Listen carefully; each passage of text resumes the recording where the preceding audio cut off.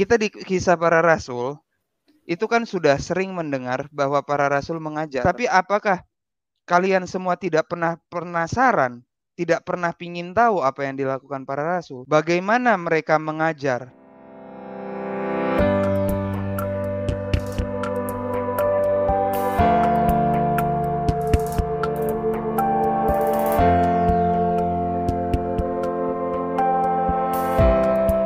Jadi dari pertanyaan simpel tadi kita angkat tema, benarkah ke-12 rasul mengajar? Kalau benar, apa yang diajarkan? Jadi kita berusaha bersikap kritis ya teman-teman.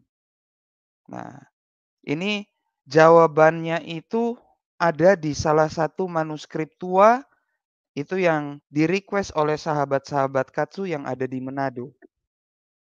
Yang bernama Didake. Nah, jadi center perhatian kita pada malam hari ini hanya manuskrip yang bernama Didake itu.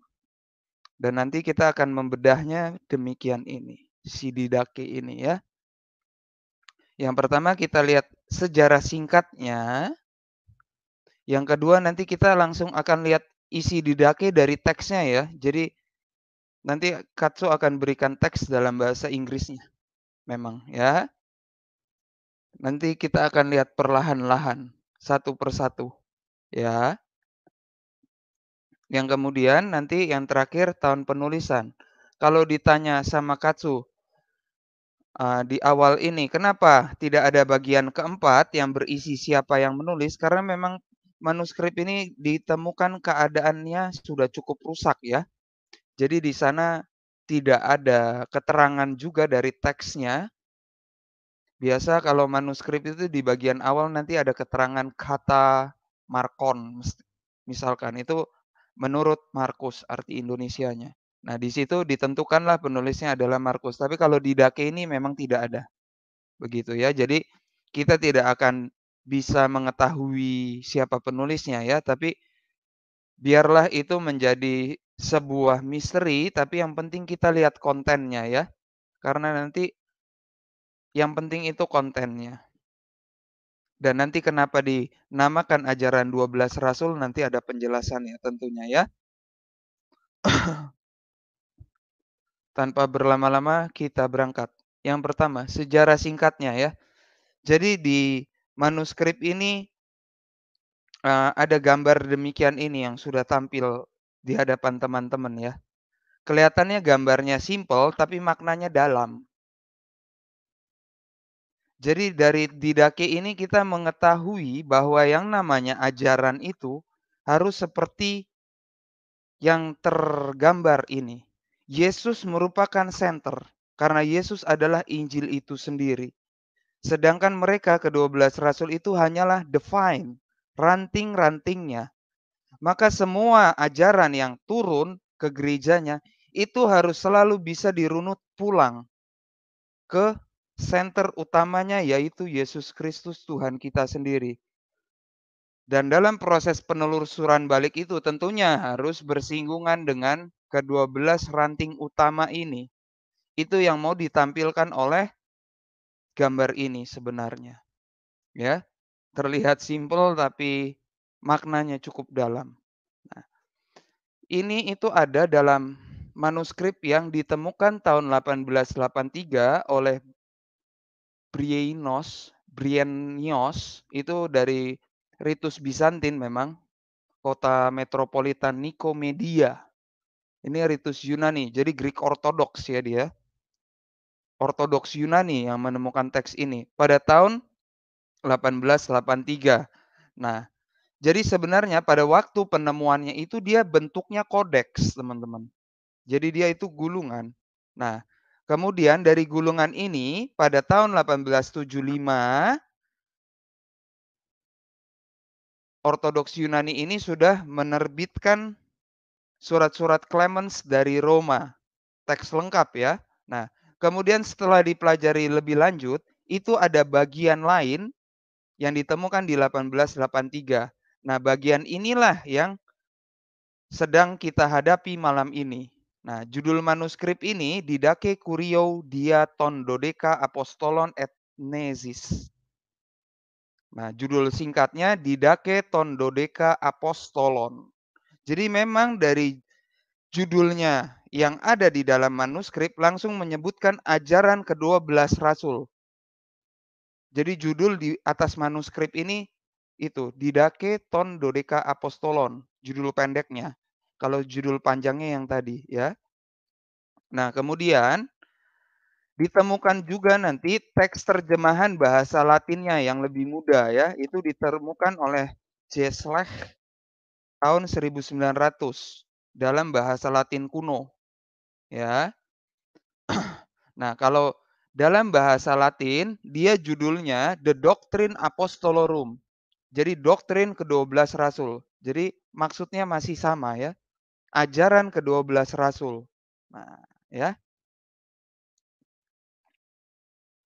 Nah, sebelum adanya penemuan manuskrip pun sebenarnya Didake ini sudah banyak sekali ya ditemukan dalam karya-karya tulis. Nah, ini yang pertama yang mencatatkan itu adalah Eusebius Caesarea. Santo Eusebius itu mencatatkan dalam Historia Ecclesiastica. Nah, ini Katsu bacakan bahasa Inggrisnya dulu nanti baru saya terjemahkan.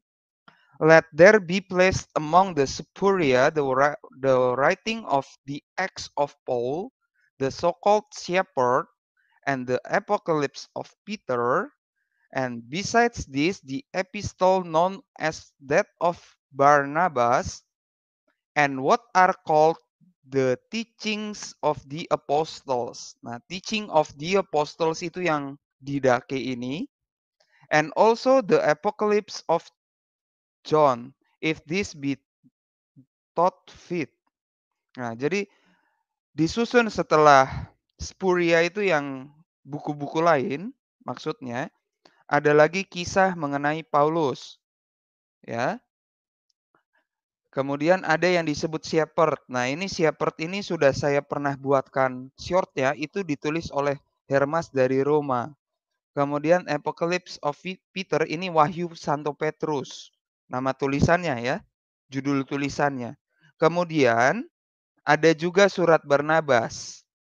Kemudian Didake dan yang terakhir Wahyu Yohanes. Ya. Jadi kita melihat memang pada masa ini abad keempat itu kitab Wahyu itu belum final masuk ya.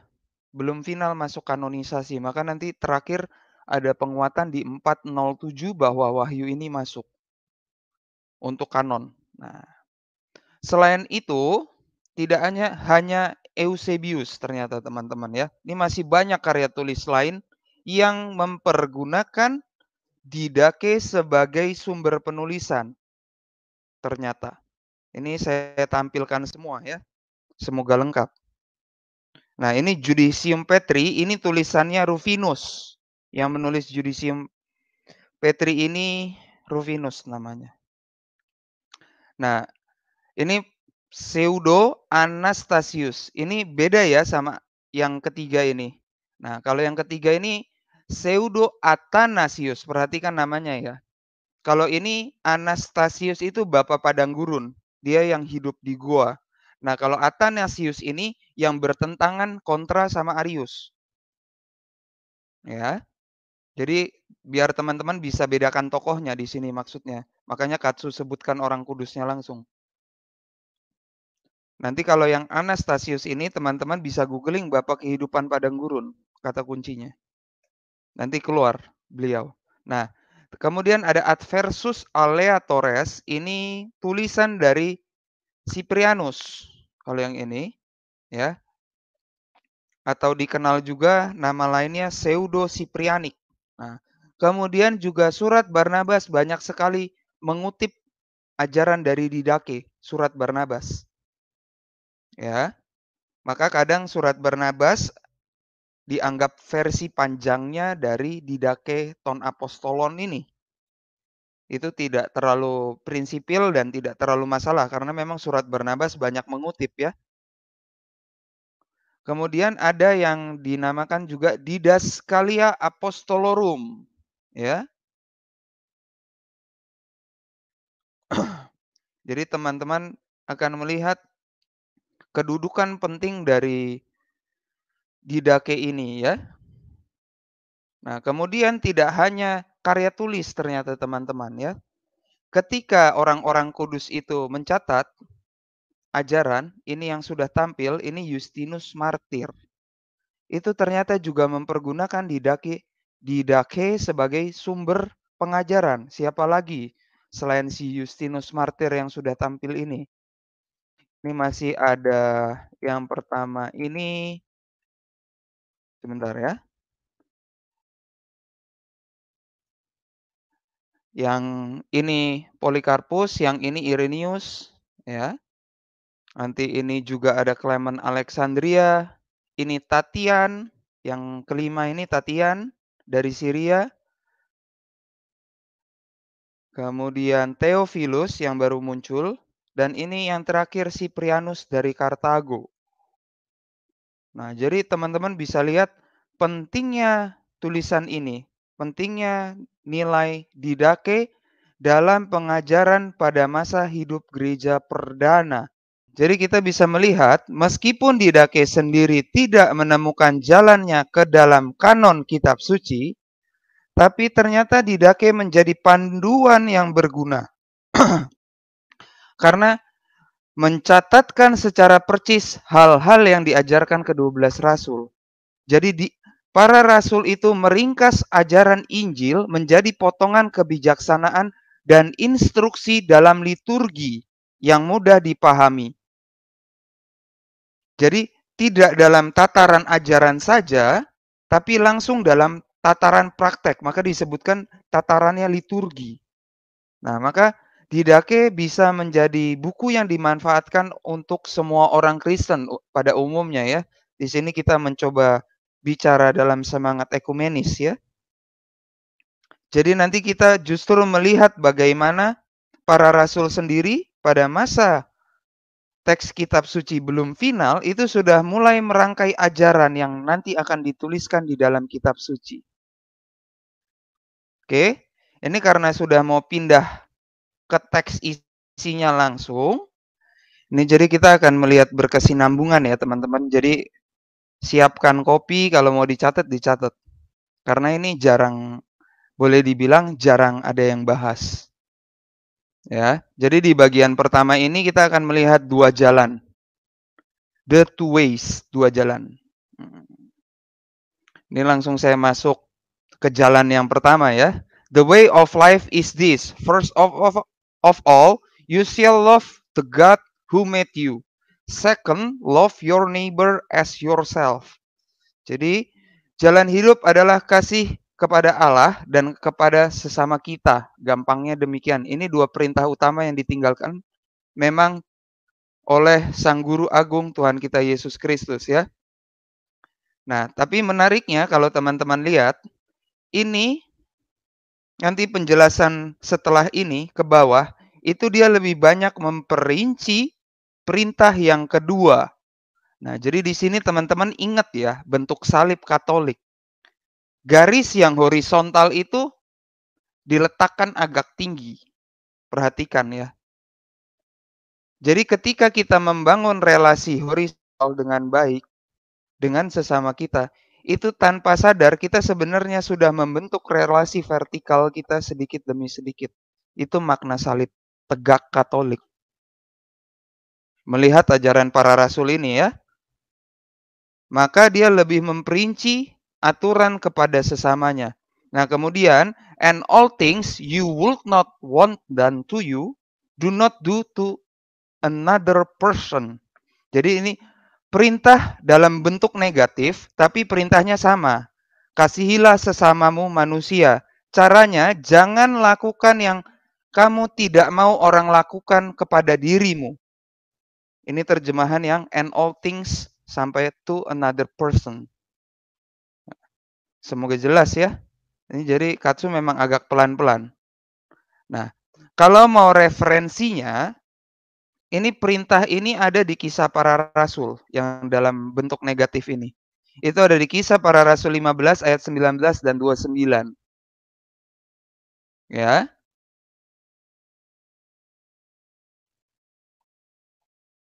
Nah, kemudian, now the teaching of these words is this: bless those who curse you, and pray for your enemies, and fast for those who persecute you. For what credit is it to you if you love those who love you? Do the people of the nations not do the same? Kasihilah musuhmu, intinya di sini. Kendati mereka berbuat jahat, kita tetap harus mengasihi. Karena kalau kita hanya berbuat baik kepada orang yang berbuat baik, apakah kita berbeda dengan orang-orang lainnya? Nah, ini kalau teman-teman ingat, ini adalah khotbah di bukit Injil Matius. Ya.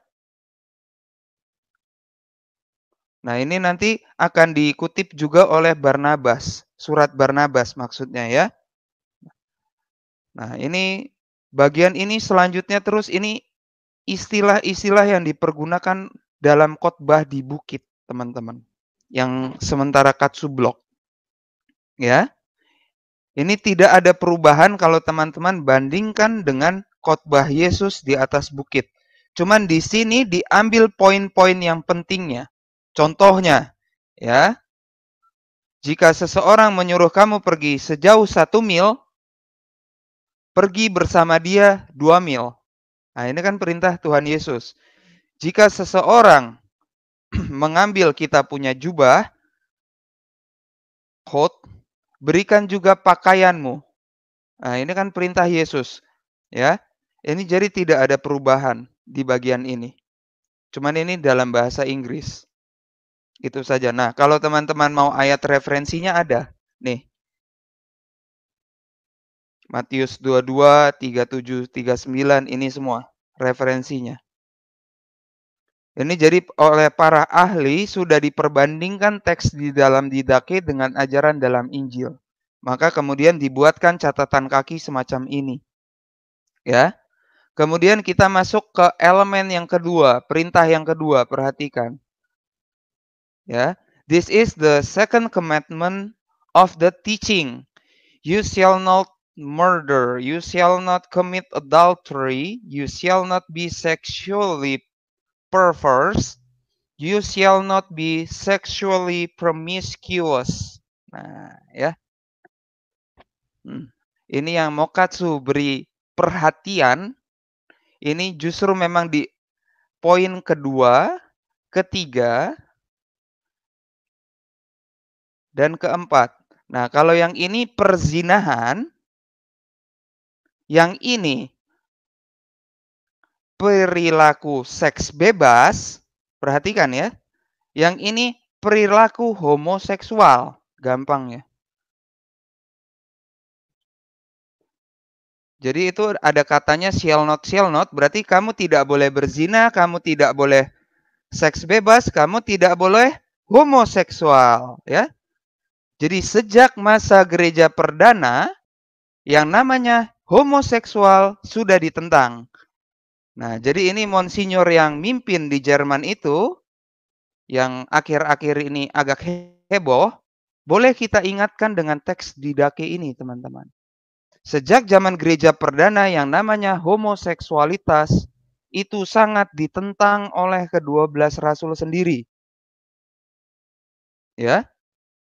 Ini yang lagi sementara Katsu blok soalnya, makanya Katsu tahan bloknya. Jadi sejak masa gereja perdana, sekali lagi, homoseksualitas sudah ditentang habis-habisan. Itu mutlak jadi hukumnya. Tidak bisa disahkan oleh gereja. Oke. Nah, jadi di bagian ini mengulangi perintah-perintah dari perjanjian lama, terutama di bagian dekalog, akan tetapi mengalami pendalaman makna teologis, karena nanti ada poin-poin yang berangkat dari kehidupan masyarakat. Contoh ya, pada masa itu sudah ada praktek sihir, maka di sini juga ditentang. You shall not practice magic. Nggak boleh itu perdukunan, sihir-sihir, nggak boleh. Gitu teman-teman ya. Jadi di sini perintah dekalog itu Bukannya dirubah ya, perhatikan. Tapi diperdalam, direfleksikan ulang, maknanya diperdalam dan lebih didetailkan sampai hal-hal kecil. You shall not practice sorcery. Nah, kemudian ada juga you shall not murder a child by abortion, nor kill a child at birth. Jadi nggak boleh aborsi atau anak baru dilahirkan jangan dibunuh. Perhatikan ya, ini sudah terjadi di abad pertama, teman-teman. Perhatikan. Ya. Jadi ini sudah terjadi. Sekali lagi. Nah, ini teman-teman kalau mau teksnya nanti boleh boleh Katsu bagikan, ya. Kalau mau teks didakenya maksudnya ya. Jadi teman-teman bisa lihat detail, bisa baca satu-satu. Ya. Jadi di sini memang diperinci.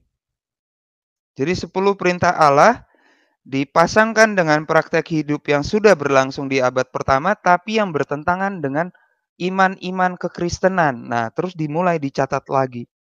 Nah, ini kalau orang yang suka debat-debat gitu ya. Nah, ini bagiannya. You shall not be greedy, nor a swindler, nor a hypocrite. Nah, nor bad-tempered. Karena kalau orang yang suka debat-debat itu nanti tempernya gampang panas. Nah, ini dibahasakan bad-tempered. Kalau enggak menjadi sombong, nor proud makanya ya. Jadi sudah ada teman-teman. Bukan tidak ada. Nah, oke. Kita melangkah ke bagian berikutnya. Bagian ketiga. Nah, keistimewaan bagian ketiga ini ya, defenses ini pagar kalau terjemahannya. Jadi kayak kisi-kisi karena bagian ketiga ini dia menjelaskan rangkaian bagaimana satu dosa bisa membawa kita ke dosa yang lainnya. Contoh, nih ya.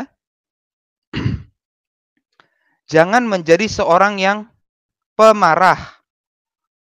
Sifat marah membawa kita kepada dosa pembunuhan. 1.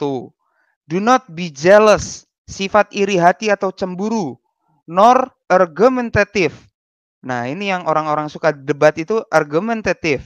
Tapi kalau terjemahan baiknya menjadi orang yang responsif. Jadi jangan iri hati ataupun responsif. Karena apa Katsu pakai terjemahan responsif? Karena orang yang responsif, apapun yang kita bicarakan, entah hal itu positif, entah hal itu negatif, dia akan memberikan respon. Nor hot tempered. Hot tempered nih cepat emosi, ya. Nah, itu juga membawa kita kepada dosa pembunuhan. Kita ingat ya kalau masalah iri hati, peristiwa Kain dan Habel contohnya. Nah, kemudian do not be lustful, for lust leads to sexual promiscuity. Jangan terlalu mengikuti hawa nafsu, karena itu membawa kita ke perzinahan, ke pergaulan bebas. Ya. Jadi di sini kita melihat rangkaian bagaimana dosa yang satu mengantar kita malah melakukan dosa yang lain. Inilah sifat buruk dari dosa. Do not deal in omens, since it leads to idolatry. Omens itu ramalan, teman-teman ya. Itu akan membawa kita pada penyembahan berhala. Ya, jadi di sini para rasul menjelaskan sendiri keterkaitan yang baik antar dosa-dosa. Oke. Ya.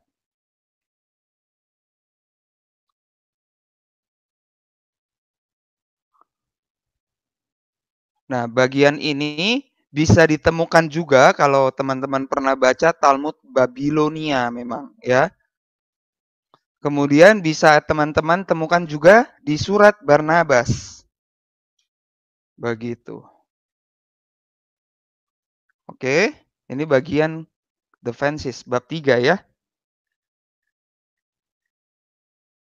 Ini banyak sekali kaitan antara dosa-dosanya.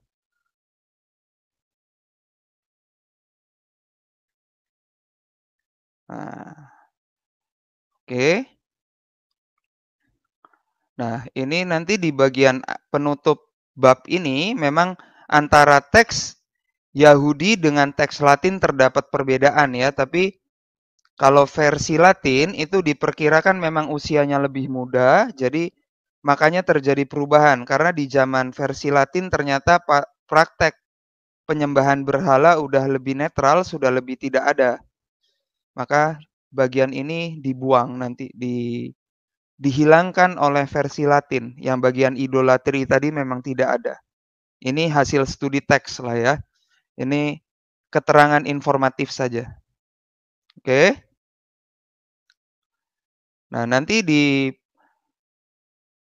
bagian berikutnya, the way of death. Nah, ini jalan-jalan yang membawa kita kepada dosa atau kematian. Nah, itu hanya pengulangan dari bagian atas tadi di mana kita dilarang untuk apa? Untuk berbuat dosa A, B, C, D. Nah, ini semua jenis dosanya diperinci di bagian the way of death ini. Dicatat satu-satu jenis dosanya ya.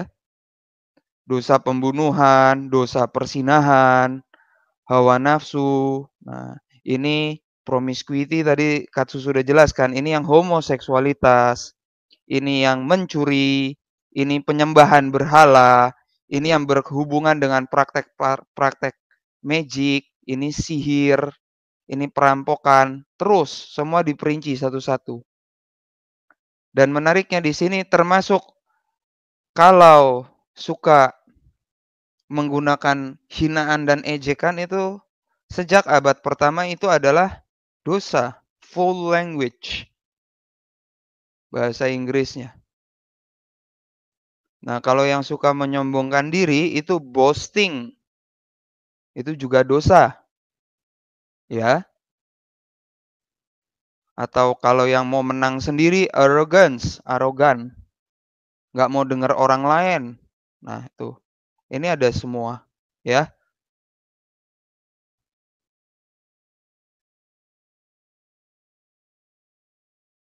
Dan di sini di konklusi kita diperingatkan untuk selalu waspada karena tuntutan hidup the way of life-nya itu sangat berat. Dan kita diajak untuk melakukan semaksimal mungkin dan sebisa kita mungkin. Memang dikatakan di sini kita perhatikan ya, for if you can bear the whole yoke of the Lord, you will be perfect. But if you cannot, do as much as you can. Kalau kita bisa lakukan semua perintah tadi di atas, itu adalah baik. Itu adalah cook yang diberikan oleh Allah bagi kita. Maka kita akan menjadi sempurna. Akan tetapi jika kita tidak mampu, lakukanlah semaksimal mungkin sebisa kita mungkin, ya. Selesai bagian pertama. Inilah bagian pertama dari Didake. Ini ajaran teologisnya sangat simpel, kalau boleh dibilang ya.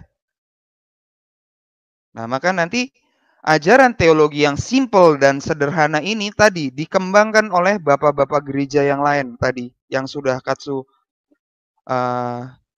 sebutkan namanya. Mulai dari Hermas, kemudian Irenaeus, Justinus Martir, Hermas Roma, Tatian Syria, ya, Theophilus Antioquia. Jadi memang paham kekristenan mengalami perkembangan dan tidak bisa dinafikan. Jangan disuruh putar balik, makanya Katsu bilang, ini gerak dari abad 1 menuju abad 4 yang lagi Katsu bicara ini. Karena nanti di Dake ini sampai masanya Agustinus itu masih banyak dikutip. Jadi jangan disuruh putar balik. Ya. Yang abad keempat diilangin, nggak dipakai. Abad ketiga juga nggak dipakai. kemudian abad kedua nggak dipakai, akhir abad ke-1 nggak dipakai, terus jedul balik kitab suci, nggak bisa. Karena memang jalannya demikian kekristenan. Gerak progresif dan semakin berkembang. Kenapa ditanya semakin berkembang? Ya karena kan kita mengikuti perkembangan zaman. Contohnya, di kitab suci tadi Dekalog hanya 10 perintah. Akhir abad pertama tadi sudah dibuktikan perintahnya sudah bukan 10. Katsu tidak hitung, tapi sudah lebih dari 10 yang jelas. Di bagian sini. Nih. Mengalami perkembangan. Disesuaikan dengan konteks zaman, termasuk masuknya sihir perdukunan. Karena di zaman perjanjian lama belum ada praktek perdukunan, tapi ternyata di akhir abad pertama, di zaman gereja perdana, itu sudah ada, maka dimasukkan oleh para rasul. Nah, nanti dilanjutkan oleh penerus para rasul. Ya. Jadi sampai sini harap jelas dulu, paham ajaran itu tidak bisa diputar balik jalannya. Oke. Lanjut ya, kita masuk bagian yang kedua. Nah,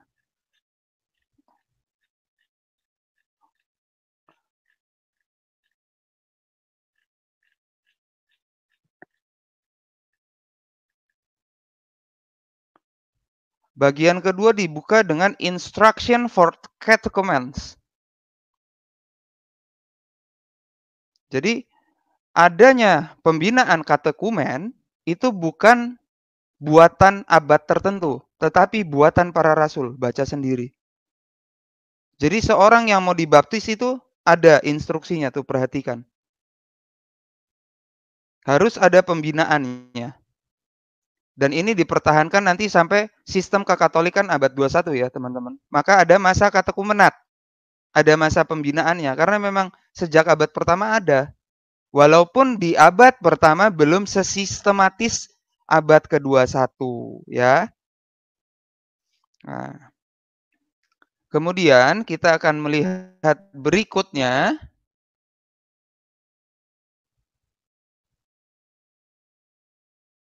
Ini. Mengenai makanan, itu kita tidak boleh makan sembarangan intinya di sini. Karena di masa itu memang ada praktek penyembahan berhala, maka dikatakan, "But do not eat meat sacrificed to idols, for it is the worship of that gods." Ini kita tidak bisa terlalu memahami karena penyembahan berhala itu seperti apa makanannya saya juga sudah tidak tahu ya kalau ditanya. Dewa-dewi Yunani makanannya seperti apa saya tidak tahu, terus terang. Ya, tapi jelas makanan yang sudah dipersembahkan kepada dewa-dewi tidak boleh dimakan. Itu saja yang kita tahu ya. Nah, elemen berikutnya praktek pembaptisan. Ya. Nah, jadi praktek baptis di abad ke-21 dituang di kepala 3 kali itu sudah berlangsung dari abad pertama juga. Bukan abad tertentu dilahirkan. Then pour water on the head 3 times. Tuangkan 3 kali di kepala. Karena kalau di konteks abad 21, apalagi kayak Katsu di Jakarta gitu, kalau mau dibenamkan di kali Jakarta, Katsu kabur.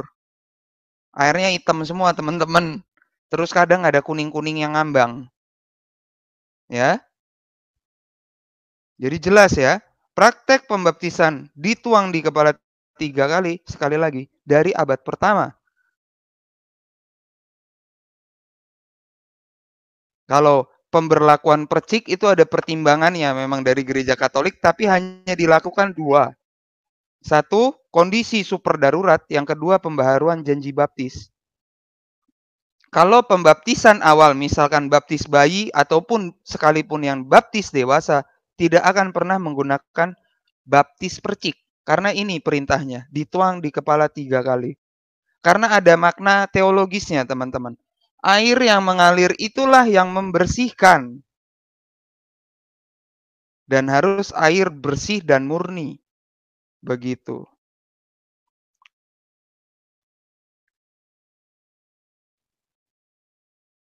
Ya. Nah, ini forma trinitariannya itu sudah sejak abad pertama juga. Aku membaptis kamu dalam nama Bapa dan Putra dan Roh Kudus. Bukan buatan Paus, buatan 12 rasul. Ya. Nih, having instructed him in all of these teachings, baptize the catechumen dengan forma trinitarian. Dan perhatikan tadi yang Katsu tekankan, in running water, airnya mengalir. Karena ada makna teologisnya. Jadi dosa kita dilarung oleh air, dibersihkan oleh air, oleh Roh Kudus. Maka nanti ada juga simbol lilin, kita sudah menerima terang. Ada makna teologisnya semua itu. Ya. Itu nanti terjadi memang di perkembangan zaman, tapi kalau masalah airnya tidak ya. Sudah Katsu hadirkan datanya. Ini yang dilakukan para rasul. Ketika di Kisah Para Rasul kita mendengar Santo Petrus membaptis. Nah ini yang dilakukan. Ya. Dan perhatikan kalau di masa lalu katekumen harus berpuasa 1 atau 2 hari sebelum hari pembaptisan. Ya.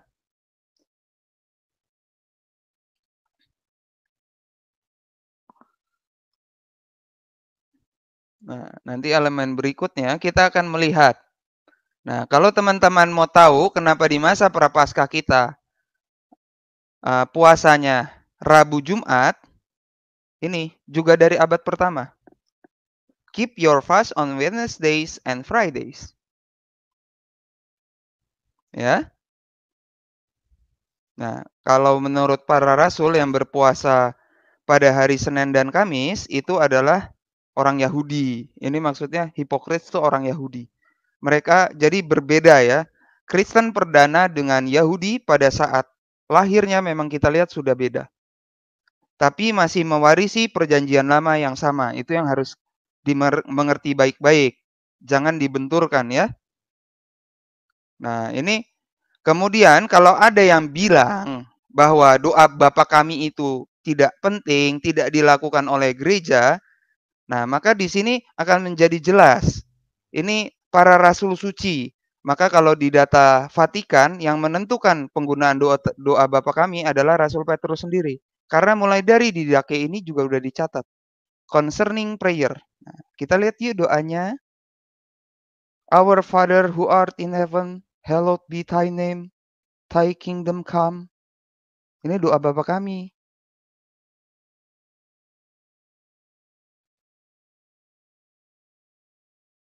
Ini doa Bapa kami tapi pakai bahasa Inggris. Bedanya itu aja teman-teman. Oke, sudah ya. Nah, berkaitan dengan Ekaristi. Ya. Ini Katsu sudah pernah jelaskan secara terperinci di konten lain sih ya. Now concerning the Eucharistic thanksgiving, give thanks in this way. First, as concerning the cup, we give you thanks, our Father, for the holy vine of your son David, which you made known to us through your son Jesus. Yours is the glory unto ages of ages. Ya. Ini dipergunakan nanti doa ini kalau teman-teman perhatikan dipergunakan di dalam doa syukur agung di bagian mana? Teman-teman ingat? Ingat tidak? Doa persiapan persembahan biasanya. Ya, ada di doa syukur agung, doa bagian itu. Kemudian kan habis doa persiapan peralihan antara persembahan dengan privasi. Ini doanya. Masih dipertahankan ya. Doa itu jadi asalnya dari sini. Oke. Nah, ini larangan-larangan untuk menerima Ekaristi juga sudah berasal dari 12 rasul sendiri. Do not let anyone eat or drink of this Eucharist who has not been baptized into the name of the Lord. For concerning this, the Lord has said, do not give the holy things to the dogs. Ya.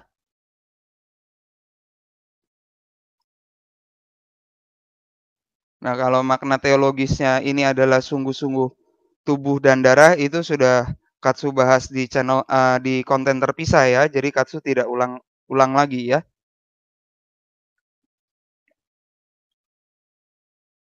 Nah,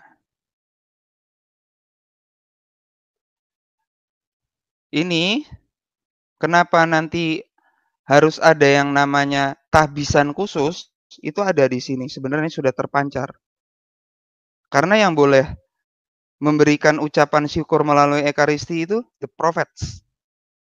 Kalau di sini dibahasakan the prophets ya. Nanti ada penjelasannya di bawahnya, tenang aja, tapi kita belum nyampe bagian itu. Nah, kalau yang ini pengurapan dengan minyak concerning the ointment ya.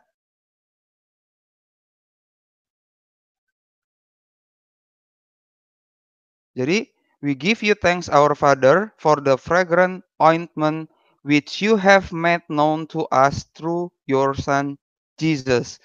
Jadi selalu dari masa gereja perdana melalui 12 para rasul ada terjadi perubahan makna substansi dari elemen-elemen yang digunakan dalam sakramen. Ini tampak ya. Begitu. Ya.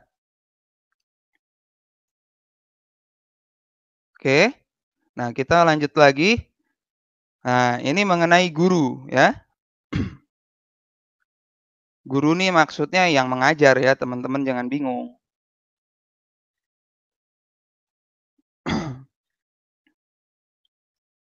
Nah, ini didaskaloi kalau bahasa Yunaninya, guru.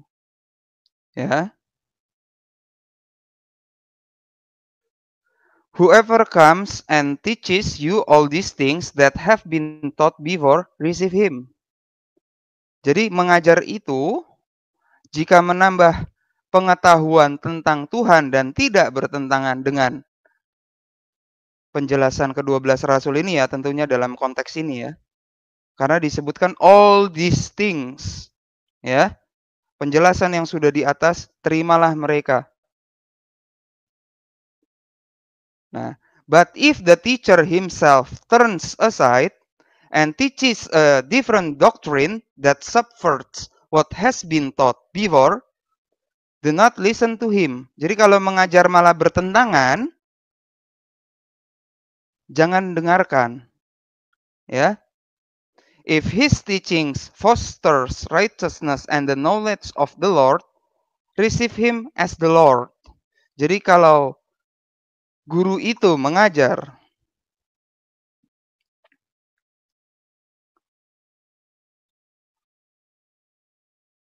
dan menambahkan pengetahuan tentang Tuhan, terimalah mereka sebagaimana kamu menghargai Tuhan sendiri.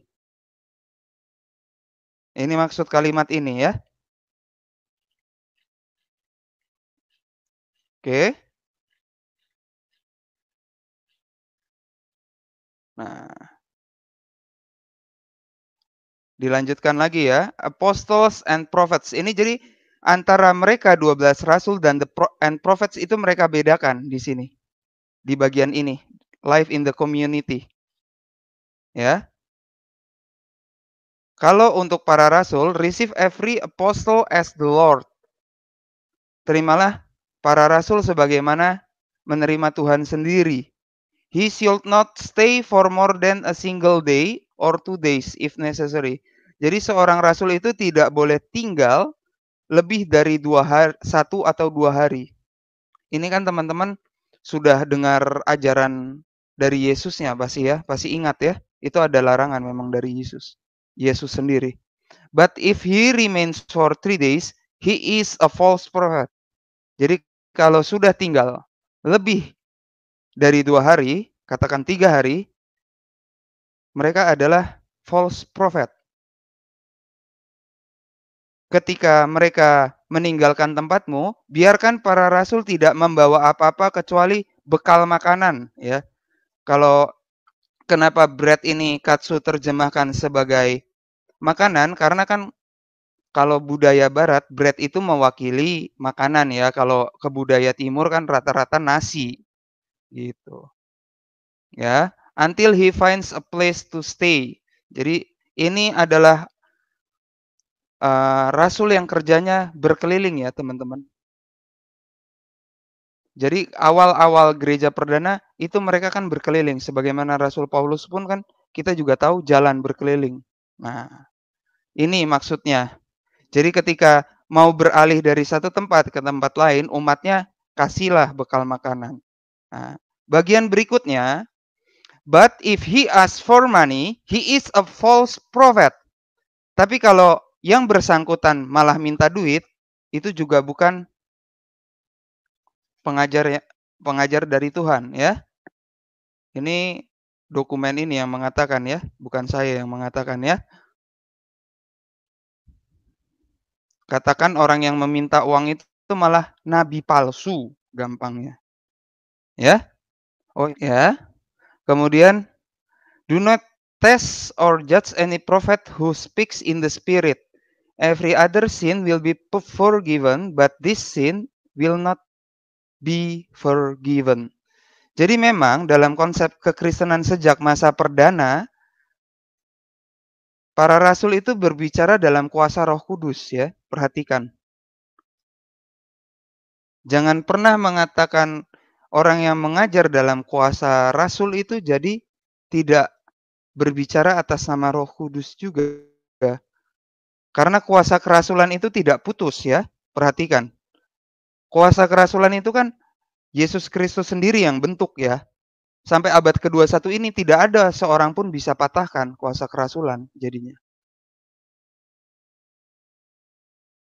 Jadi orang-orang yang sudah menerima apalagi dalam konteks tahta suci, pemegang jabatan paus, ya, itu tidak boleh dibantah seenaknya begitu ya. Ini mungkin buat yang saudara-saudara kita dari kalangan tradisional boleh mempertimbangkan dan merenungkan kembali. Ini doktrin 12 rasul sendiri, begitu.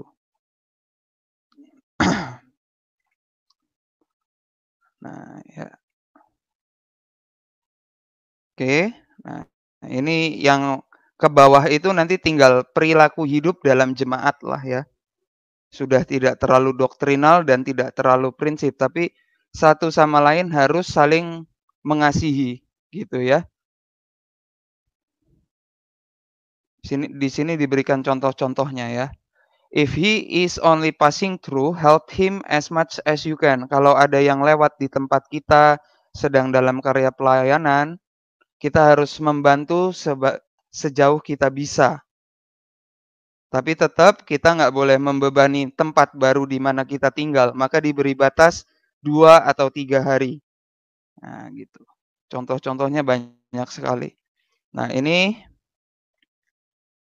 bagian ini yang penting ya. Jadi sejak masa gereja perdana juga, kita perhatikan ya, memang hari Sabat orang Yahudi itu sudah terganti dengan hari Minggu, Yesus bangkit. Nah, ini kenapa Ekaristi kita rayakannya di hari Minggu tuh, ini salah satu buktinya. Jadi saya harap teman-teman sudah tahu ya kenapa pindah ke hari Minggu. Nanti ayatnya ada di subbab yang berikutnya kalau ayat-ayat pendasarannya. Tapi di sini saya mau tekankan pergantian makna teologisnya dulu. Sabat Yahudi digantikan hari Minggu di mana Yesus bangkit. Nah, praktek yang ada ini pernah ada yang tanyakan. Nah, ini memang sejak masa gereja perdana itu bahkan sebelum Ekaristi kita harus mengaku dosa. Ini di paroki-paroki yang biasanya pastornya banyak, itu ada pelayanan sekitar 45 menit sebelum misa mengaku dosa, itu ada makanya. Itu karena memang berasal dari 12 rasul sendiri praktik ini. Maka itu dipertahankan dan tidak pernah dirubah ya, teman-teman.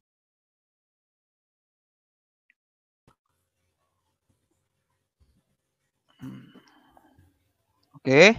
Nah, ini mengenai hierarki gereja, ya. Ini yang Katsu tampilkan yang penting-penting lah ya. Appoint for yourselves bishops and deacons who are worthy of the Lord. Men who are meek and not lovers of money, who are honest. Ingat ya, yang tidak cinta uang, yang jujur and proven. Proven ini makanya dipertahankan masa pembinaan yang demikian panjang karena untuk menguji ketahanan uji sang calon imam ya. Jadi ini sistem-sistem yang dibentuk nanti itu semua punya pendasaran sebenar-benarnya. Begitu. Ya, oke. Selesai didakenya. Ya. Kalau yang bagian bawah ini adalah madah-madah yang dipergunakan dalam doa-doa Kristen perdana. Ini contohnya lagu kemuliaan ya.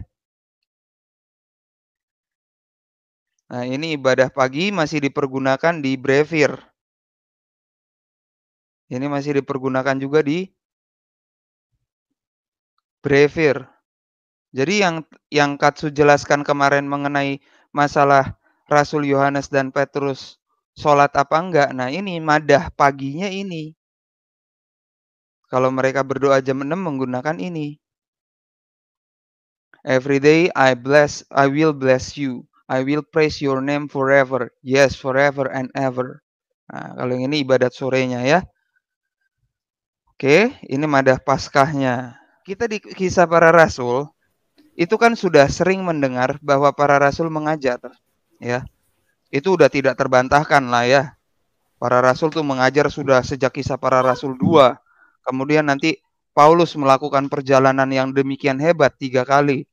Itu kan berarti dia mengajar. Cuman pernah nggak baik yang di room ataupun yang di live chat hadir dan bertanya? Ini kan makanya judul malam ini.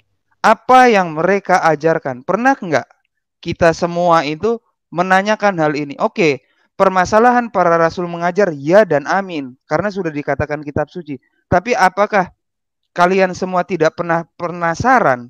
Tidak pernah pingin tahu apa yang dilakukan para rasul? Secara praktiknya, bagaimana mereka mengajar? Nah, melalui dokumen ini justru kita bisa melihat gambaran bahwa mereka itu membaptis dengan cara apa, mereka mengurapi minyaknya bagaimana, mereka berpuasa karena apa. Itu tercermin dari dokumen ini. Di sini jadi saya justru mau mengajak orang Kristen secara umum, kita menjadi pribadi yang kritis terhadap keimanan kita. Bukan kita tidak, tapi kritis dalam pengertian terbatas ya. Iman itu memang bisa bekerja dengan akal budi, justru di sini saya mau tunjukkan. Kan kesannya kalau seolah-olah semua harus ada di ayat, kayaknya selalu bertentangan dengan akal budi nantinya. Hanya untuk realitas yang di luar kemampuan manusia. Tetapi tidak demikian, dua aspek selalu kalau iman kekristenan. Yang melampaui akal budi, ya, itu terjadi di sakramen. Nah, ini mengenai tahun penulisan. Nah, ini ada dua elemen utama nanti yang membantu kita menentukan tahun penulisan Didache ya.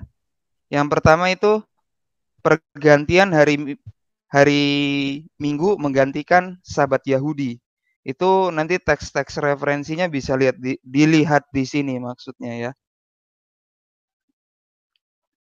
Kisah Para Rasul bab 20 ayat 7. Nanti saya yang bacakan saja ya. Nah, pada hari pertama dalam minggu itu, ketika kami berkumpul untuk memecah-mecahkan roti. Kenapa nanti penting nanti? Ini ayatnya saya bacakan dulu semua. Kemudian Wahyu 1 ayat 10 itu nanti hari itu akan disebut hari Tuhan. Hari pertama dalam minggu itu. Pada hari Tuhan aku dikuasai oleh roh dan aku mendengar dari belakangku suatu suara yang nyaring. Seperti bunyi sangkakala. Oke. Yang ayat yang ketiga. 1 Korintus bab 16 ayat 2, ya. Pada hari pertama dari tiap-tiap minggu hendaklah kamu masing-masing sesuai dengan apa yang kamu peroleh, menyisihkan sesuatu dan menyimpannya di rumah, supaya jangan pengumpulan itu baru diadakan kalau aku datang. Jadi jelas ya. Nah, info mengenai Ekaristi ini akan membantu kita menentukan waktu penulisannya, kemungkinan katakanlah pasca Injil-Injil selesai, ya. Karena info pergantian dari hari Sabat Yahudi menjadi hari Minggu itu sumbernya dari Perjanjian Baru ya. Jadi diasumsikan ini terjadi setelah tahun 50 sampai 60. Maka pendapat awalnya diperkirakan 68. Ini batas awal ya, batas awal. Elemen kedua yang membantu kita menentukan itu nanti hierarki. Tadi kita sudah lihat ya di teks Didache itu sudah ada mengenal adanya penunjukan uskup dan diakon. Nah, ini kita bandingkan nanti sama tulisannya Santo Ignatius Antioquia dan ayat-ayat ini. Nah, kalau di tulisan Santo Ignatius Antioquia itu kan tahun penulisannya 107 paling awal. Ini yang kita pakai ya, batas atas ya. Itu kan di tulisan Santo Ignatius, hierarki di gereja Syria Antioquia itu sudah permanen. Nah, jadi dia membentuk batasan minimal dan maksimal tahun penulisan. Nah, dari penentuan ini antara 68 sampai sekitar tahun 100-an ini, kebanyakan ahli manuskrip-manuskrip tua menetapkan dia ditulisnya di sekitar 70. Kebanyakan ya, mayoritas. Ada yang menganggap 80, ada yang menganggap 90, ada ya. Tapi pendapat umumnya ditulis sekitar tahun 70, begitu. Nah, sebenarnya tinggal dikit, makanya sabar, Plester, brother Plester. Nah, terima kasih untuk dukungan, terima kasih untuk kehadiran, baik secara live atau nanti nonton melalui siaran ulang ya.